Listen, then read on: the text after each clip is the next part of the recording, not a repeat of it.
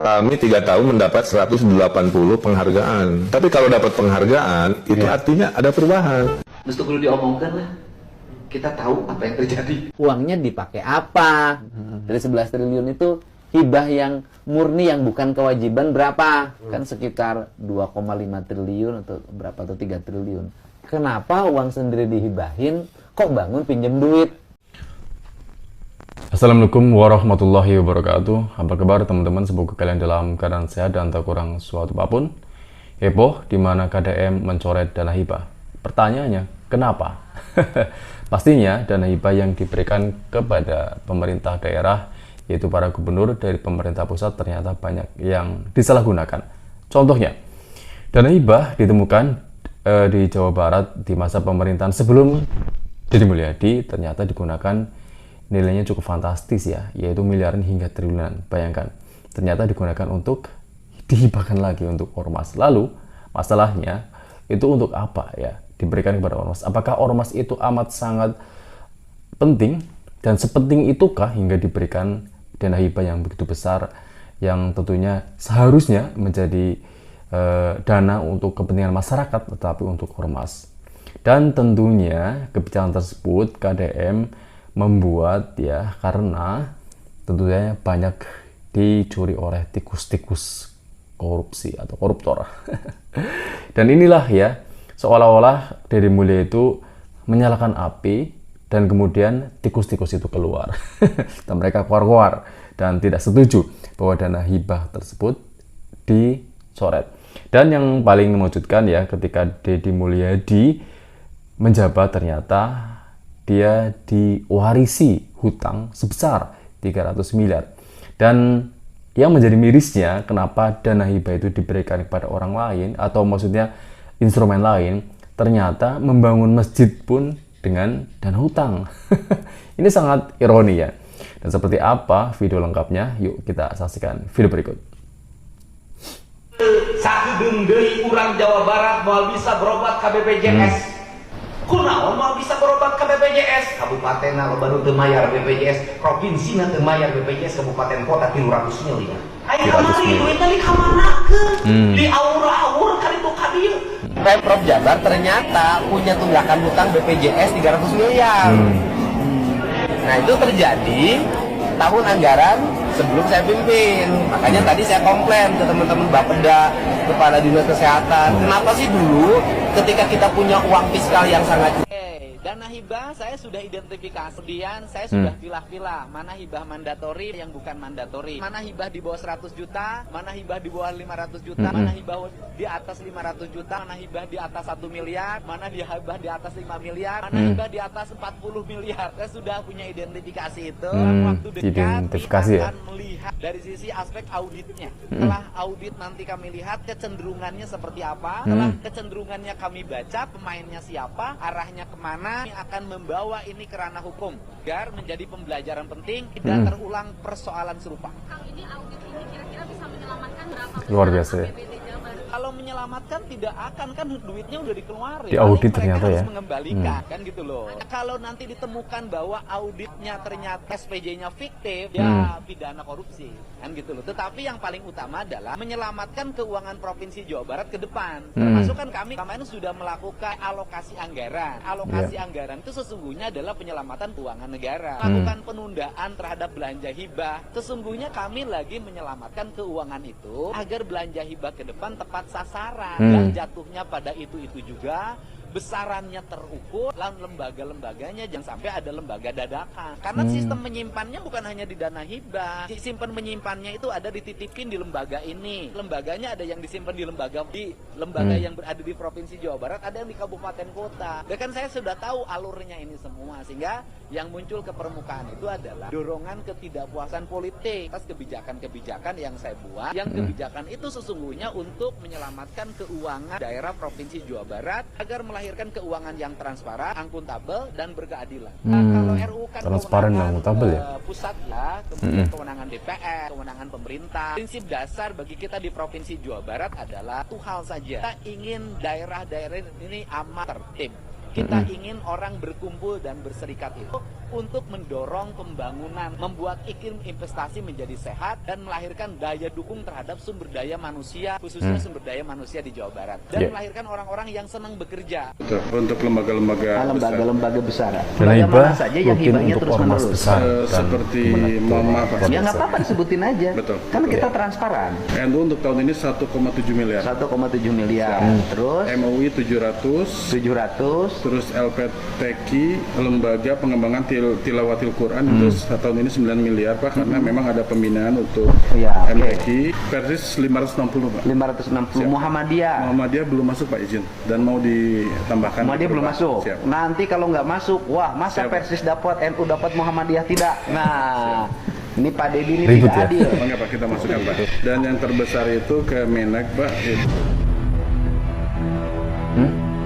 20 miliar Pak. 120 miliar untuk BPMU, Kemenak. Pak. Oh, iya, untuk sekolah itu. Untuk sekolah. Artinya sekolah-sekolah yang di bawah naungan Kemenak pun mendapat proporsi bantuan dari pemerintah provinsi, walaupun itu instansi vertikal. Betul Pak. Dengan jumlah siswa 235.000 seluruh Jawa Barat, rata-rata satu siswanya dinilai sama dengan distrik 600.000 per orang Pak. Per orang per tahun. Iya betul. Ya kan, per orang per tahun 600.000. Betul. Jadi siswa-siswa yang 200 sekian ribu itu sudah mendapat subsidi dari pemerintah provinsi per orangnya 600.000 Betul. per tahun. Betul. Berarti jangan ditahan dong ijazahnya. Kan kita juga sudah Duh, itu nah di luar ini dana ya. bos pemerintah pusat kan. Di luar. Kenapa ditahan ijazah Logika setelah agamanya lulus itu. ya? Padahal Banyak dapat sih, Pak. dana hibah. Sebutin aja Pak. Yayasan DKM Pak, itu permohonannya banyak Pak.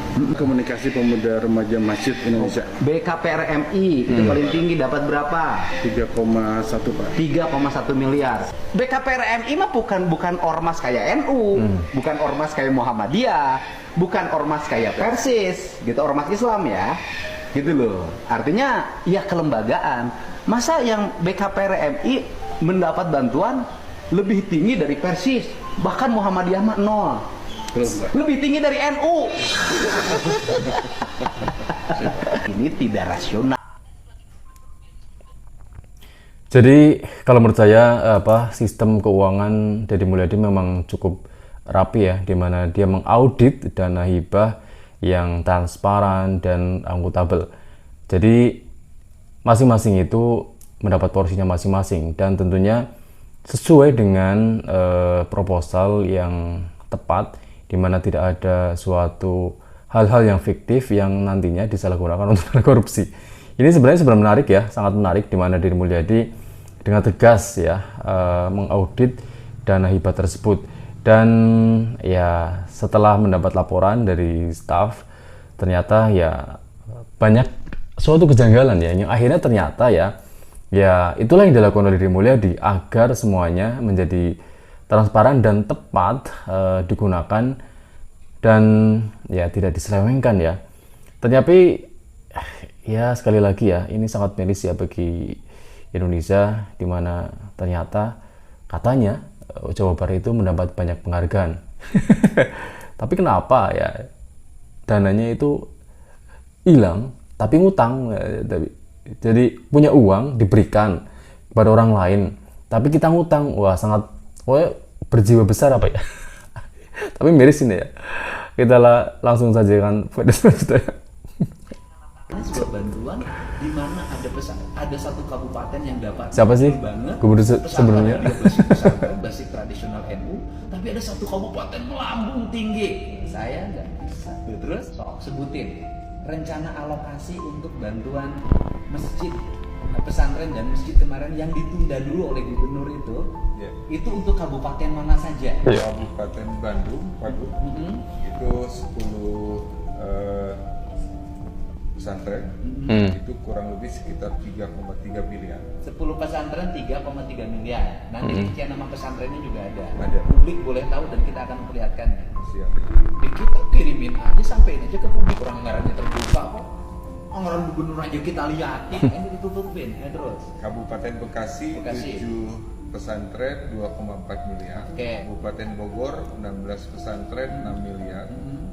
Kabupaten Ciamis 35 pesantren 8 miliar. Kemudian Cianjur 22 pesantren 9,6 miliar. Iya. Kabupaten Cirebon 1 pesantren 557 juta. Lebih sedikit. Sangat cuma satu. Kabupaten Cirebon Kabupaten sebagai basis organisasi agama, Iya. basisnya Nahdlatul Ulama, Iya, basisnya Islam tradisional betul. di Jawa Barat, Islam Hanya satu. NU itu hanya dapat satu apa?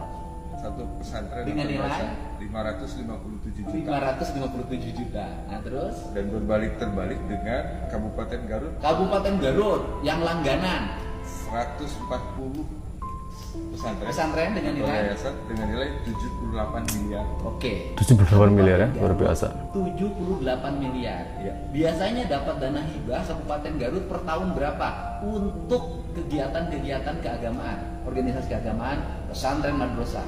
Dalam 3 tahun terakhir informasinya hampir sama, Abu. Tahun kemarin dapat berapa? Hampir sama ya, 70 miliar ya 60 juga ya. Enggak, lebih. untuk Kabupaten Garut.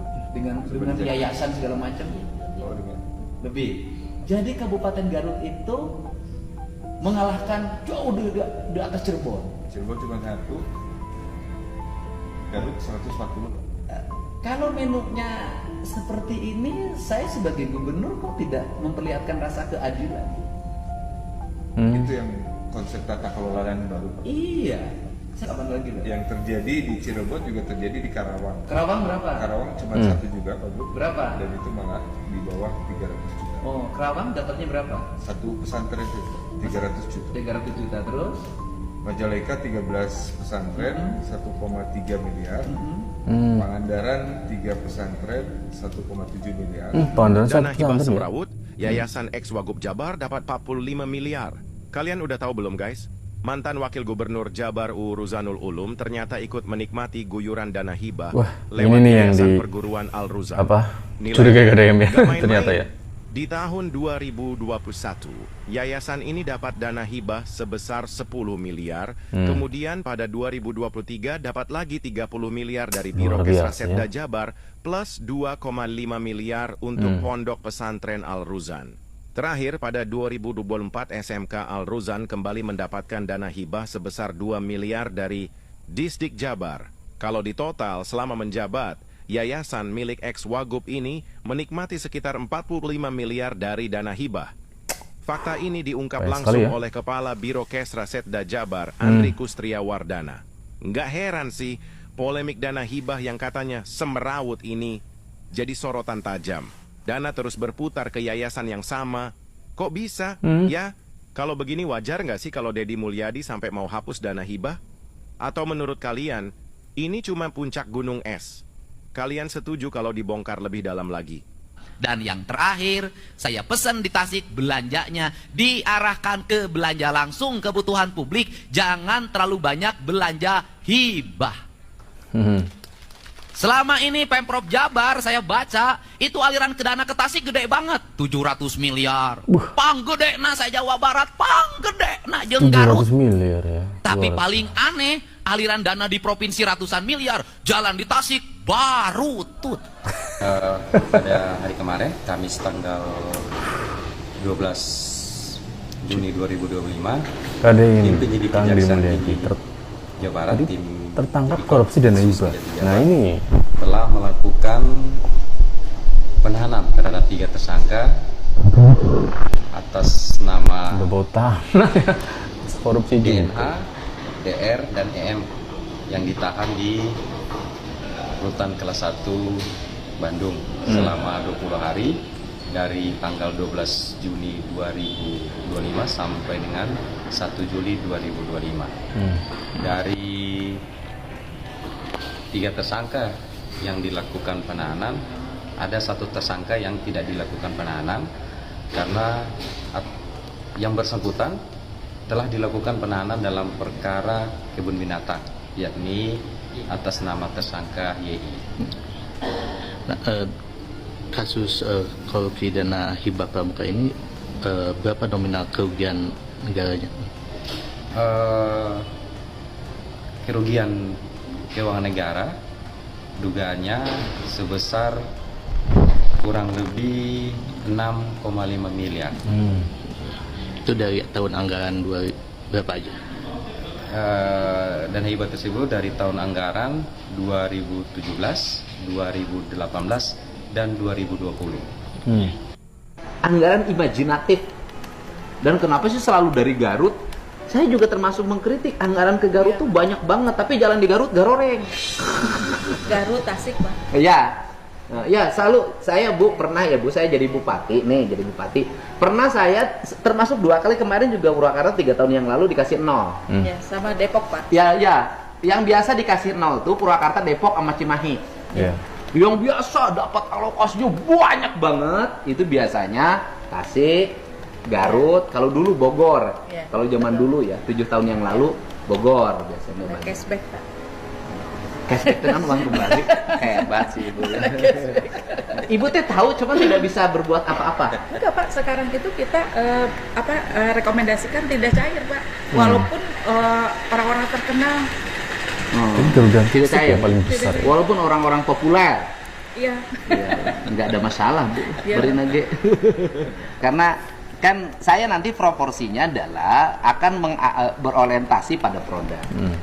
Produk begini, Satpol PP dalam setahun sudah nutup berapa?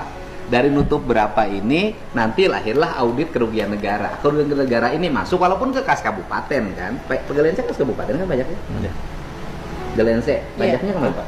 Iya Pak, tapi nanti kita dapat bagi hasil, Iya, bagi hasil. pajak, tapi pajaknya ke kabupaten. Ya makanya kabupaten juga jangan ngomong ini bukan kewenangan saya. Jangan saya salahkan saya. Kan begitu. Jangan salahkan saya. Jangan begitu juga kan duitnya masuk ke kabupaten. Bahwa Anda ini saya kemarin ngomong kan, Anda bisa bertindak dari sisi hilangnya pendapatan daerah karena pajak Galense itu masuk menjadi pajaknya kabupaten. Jadi walaupun kewenangannya tidak ada kan duitnya menang. Tuh kan, ya. Jadi dari dana hibah sendiri itu banyak keanehan ya. Ternyata selain tidak merata ya, contohnya untuk NU ternyata sedangkan Muhammadiyah tetapi juga Muhammadiyah. Ini aneh ya.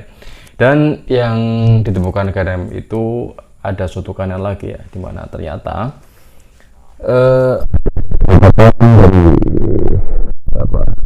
asik ya, dan kemudian Garut itu luar biasa, itu dana hibahnya itu luar biasa ya, 700 miliar, bayangkan 1 triliun ya. Tetapi ternyata ya pembangunannya itu 0 ya, pembangunannya itu 0. Ini menjadi sebuah pertanyaan, siapa dibalik yang menerima dana hibah tersebut, lalu digunakan untuk apa? Karena apa? Dana hibah yang 700 miliar tersebut ternyata ya menguap ya. Jadi pembangunannya itu 0.